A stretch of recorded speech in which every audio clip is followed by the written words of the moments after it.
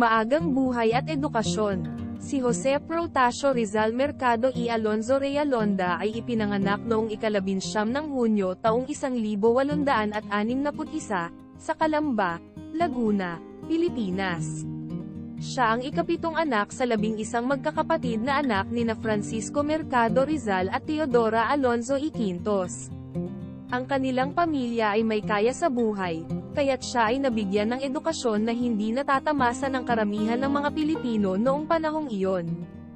Mula sa kanyang kabataan, ipinakita ni Rizal ang pambihirang talino at malalim na interes sa literatura at sining.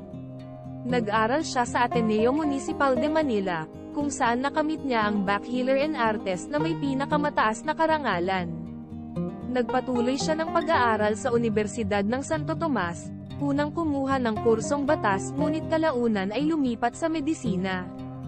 Pag-aaral sa ibang bansa. Noong 1882, naglakbay si Rizal patungong Madrid, Espanya, kung saan siya nag-enroll sa Universidad Central de Madrid upang mag-aral ng medisina at pilosopiya at mga liham.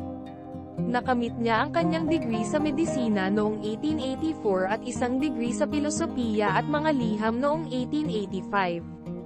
Nagpatuloy si Rizal ng kanyang pag-aaral sa Paris, Pransya, at Heidelberg, Alemanya, kung saan siya ay lalo pang nagpakadalubhasa sa ophthalmology.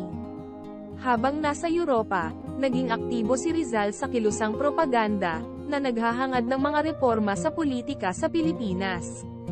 Sumulat siya ng malawakan, nananawagan para sa mapayapang pagbabago at mas malaking pagkakapantay-pantay para sa mga Pilipino. Mga ambag sa panitikan.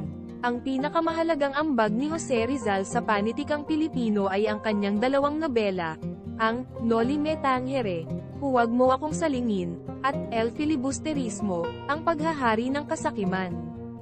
Ang mga nobelang ito, na inilathala noong 1887 at 1891, ay naglantad sa mga pang-aabuso at kawalang katarungan ng pamahalaang kolonyal na Espanyol at ng simbahang Katoliko sa Pilipinas. Naging mahalaga ang mga ito sa paggising ng nasyonalismong Pilipino at nagbigay inspirasyon sa marami na sumali sa pakikibaka para sa kalayaan.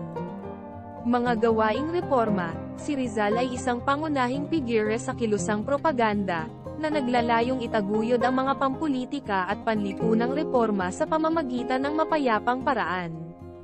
Itinatag niya ang La Liga Filipina, isang samahang sibiko na naglalayong pag-isahin ang mga Pilipino at itaguyod ang reforma.